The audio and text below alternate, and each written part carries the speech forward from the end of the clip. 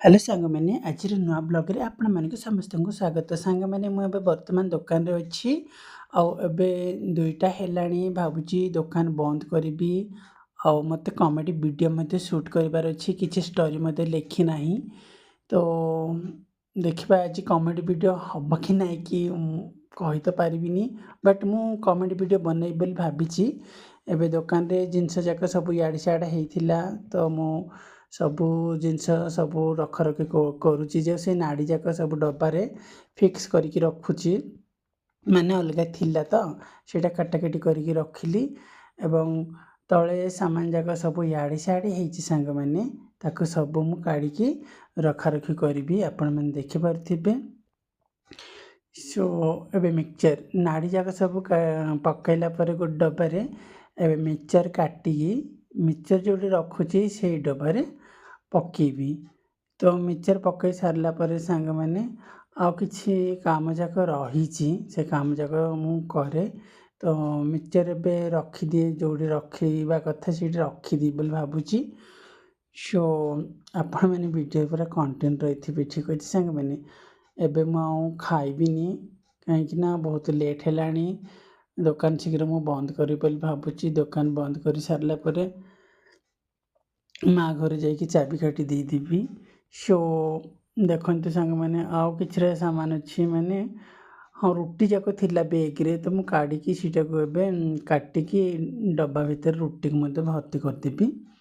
କାହିଁକିନା କାଲିଠୁ ରଖିଥିଲି ରୁଟି ପ୍ୟାକେଟଟା ସେଇଟା ରଖିବା ପାଇଁ ଜାଗା ନଥିଲା ହେଲେ ଏବେ ଜାଗା ଖାଲି ଖାଲି ଅଛି ସେଇଟା ସବୁ କଟାକଟି କରିକି ତାହିଁରେ ଭର୍ତ୍ତି କରିଦେଉଛି ଆପଣମାନେ ଦେଖିପାରୁଥିବେ।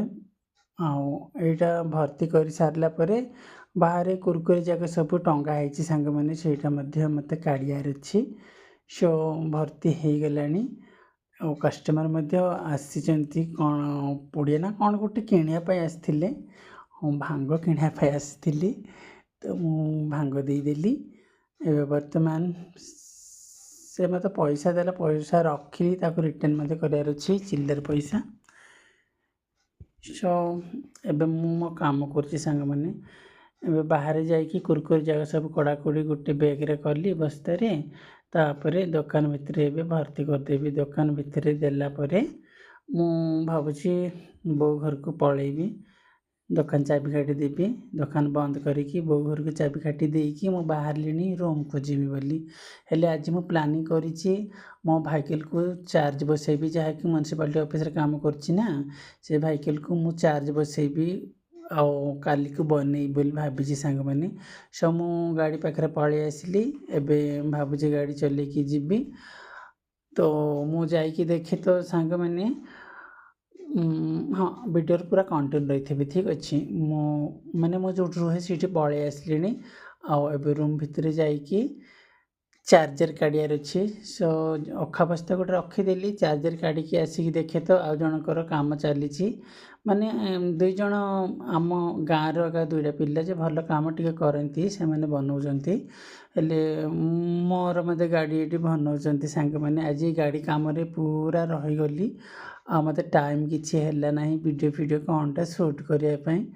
କ'ଣ କରିବି ଏବେ ରାତି ଦେଖନ୍ତୁ ରାତି 8ଟା ହେଲା ଆସିଲି ତାପରେ ଏଠି ଖାଇଲି ମାର୍କେଟିଂ କରିକି ଦୋକାନ ଗଲି ସାଙ୍ଗମାନେ। ଆଉ ବୋଉ ଭାତ ଆଣିଦେଇଥିଲା ଦୋକାନରେ ଖାଉଛି ଭୋକ ମୋତେ ବହୁତ ଜୋର ଲାଗୁଥିଲା। ସୋ ଏବେ ଆଉ ଭିଡ଼ିଓ ଏବେ କିଛି ସୁଟ୍ କରିବିନି ରୁମ୍ରେ ଯାଇ ସୁଟ୍ କରିବି। ସାଙ୍ଗମାନେ ରୁମ୍କୁ ଏବେ ପଳେଇ ଆସିଲିଣି ଆଉ ଟାଇମ୍ କେଇଟା ହେଲାଣି ଜାଣିଛ ରାତି 11ଟା ହେଲାଣି। ଭିଡ଼ିଓ ଭାବିଥିଲି ଆସିକି ରୁମ୍ରେ ଭିଡ଼ିଓ ସୁଟ୍ କରିବି ବୋଲି ବଟ୍ ଆଉ କମେଡ଼ି ଭିଡ଼ିଓ ସୁଟ୍ କରିପାରିବିନି ଆଇ ଥିଙ୍କ କାହିଁକିନା ସେ ଗାଡ଼ିଟା ବନା ହେଇଛି ମୋର ଯେଉଁ ଭାଇକେଲଟା ବନା ହେଇଛି ମୁଁ ବସିକି କଥା ହେଉଛି ସାଙ୍ଗମାନେ ଠିକ୍ ଅଛି। ଯେଉଁ ମୋର ଭାଇକେଲଟା ବନା ହେଲା ସମ୍ପୂର୍ଣ୍ଣ ଭାବରେ ମୋର ସମ୍ପୂର୍ଣ୍ଣ ହେଇନି ଆକ୍ଚୁଆଲି ସେ ଗାଡ଼ିଟା କାଲି କାମକୁ ନେଲେ ଏକା ଜଣାପଡ଼ିବ କେମିତି କ'ଣ ବନେଇଛନ୍ତି ମାନେ ଭଲସେ ବନା ହେଇଛି କି ନାହିଁ କି। ଆକ୍ଚୁଆଲି ସାଙ୍ଗମାନେ କ'ଣ କହିବି ସେ ଗାଡ଼ିର ବେରିଂ ଯାକ ନା ପୁରା ଖରାପ ହେଇଥିଲା ଭଲ ହେଇଥିଲା। ମୁଁ ବେରିଂ କିଣିକି ରଖିଥିଲି ବେରିଂ କିଣିକି ରଖିଥିବାରୁ ସେ ବେରିଂଟା ପକେଇଲି ନିଜ ହାତରେ ପଇସା ଖର୍ଚ୍ଚ କରିବାକୁ ପଡ଼ୁଛି କ'ଣ କରିବି ଅଫିସ୍ ତରଫରୁ କିଛି ହେଲେ ଦେଉନାହାନ୍ତି ସାଙ୍ଗମାନେ ବହୁତ ମଜବୁରିରେ କାମ କରିବାକୁ ପଡ଼ୁଛି। ଆମ ପାଇଁ କେହି ମୋତେ ସପୋର୍ଟିଂ ନାହିଁ, ମାନେ ଆମ କଥା ଜମାରୁ ଶୁଣୁନାହାନ୍ତି ସାଙ୍ଗମାନେ। କ'ଣ କରିବି, ଯେତେ ଦିନ କାମ ଚାଲିଛି ତାପରେ ଦେଖିବା କ'ଣ ହେଉଛି। ମାନେ ଆପଣମାନେ ବିଲିଭ୍ କରିବେନି ସାଙ୍ଗମାନେ, ହେଲାଣି 8 ମାସ ଖଣ୍ଡେ ହେଲାଣି କାମ ଧାମ ମୋର ଠିକ୍ ଚାଲୁନାହିଁ। ଗାଡ଼ି ତ ଠିକ୍ ରହୁନି, କ'ଣ କାମ ଠିକ୍ ହେବ ଦେଖିବା କ'ଣ ହେଉଛି। ଏବେ ବର୍ତ୍ତମାନ ଗାଡ଼ିଟା ସଜାଡ଼ା ହେଇଛି। ସୋ ଅଳ୍ପ ଟିକେ ଚାର୍ଜ ବସେଇଥିଲି, ସକାଳେ ଯିବି ଗାଡ଼ିକୁ ନେଇକି ଯିବି, କାମ କରିବି ସକାଳେ ଭାବିଛି। ଆଉ ପରେ ଦେଖିବା କ'ଣ ହେଉଛି କିସ ନା କ'ଣ କହୁছে ସାଙ୍ଗମାନେ। ଆଉ ଏବେ ତ ରାତି ବହୁତ ହେଲାଣି, 11ଟା ହେଲାଣି। ଭାବିଥିଲି ୟୁଟ୍ୟୁବରେ ଟିକେ ଲାଇଭ୍ ଫାଇଭ୍ ଯିବି, ସାଙ୍ଗମାନଙ୍କ ସହିତ ଟିକେ କଥା ହେବି, ବଟ୍ ଆଉ ଲାଇଭ୍ ଫାଇଭ୍ ଯାଇପାରିବିନି। ମୁଁ ଏବେ ଶୋଇବି, ମୋତେ ବହୁତ ନିଦ ମଧ୍ୟ ଆସିଲାଣି।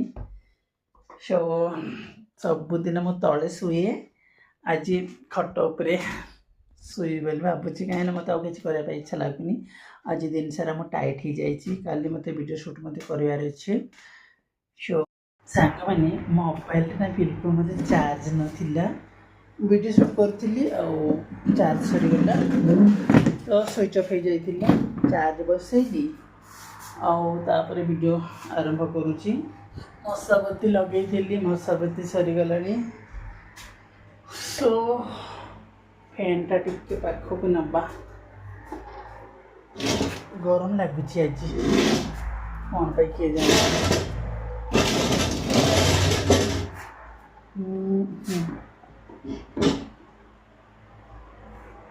ଆଜି ମୋତେ ନା ଟିକେ ଗରମ ଲାଗୁଛି ସାଙ୍ଗମାନେ। କବାଟ ଦେଇନି, କବାଟ ଦେଇଦେବା।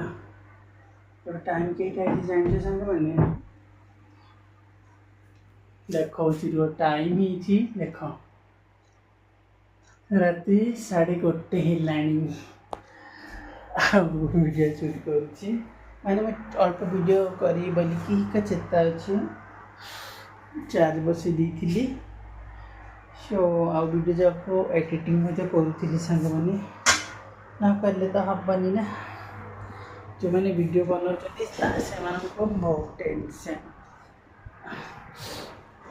ସୋ ଆଜି ତ ମୁଁ କାମ କରିକି ପୁରା ହାଲିଆ, ଆଜି ପାଇଁ ଏତିକି ସାଙ୍ଗମାନେ। କାଲି ଦେଖିବା କାଲି କ'ଣ ହେଉଛି। ଏ ମୋବାଇଲରେ ନା ପୁରା ଚାର୍ଜ ହେଇନି, ଚାର୍ଜ ହେଇନି, ପୁଣି ଥରେ ମୋତେ ଚାର୍ଜ ବସେଇବାର ଅଛି। ଏତେ ରାତିରେ ମୋତେ ମନେ ପକାଉଛନ୍ତି ନା କ'ଣ, ହିଚକି ଆସୁଛି, ପାଣି ଟିକେ ପିଇଦେବା।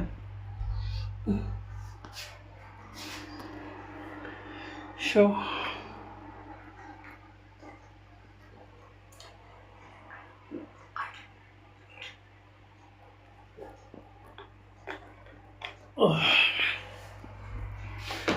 ତ ରହିଲି ସାଙ୍ଗମାନେ, ଆଜି ପାଇଁ ଏତିକି।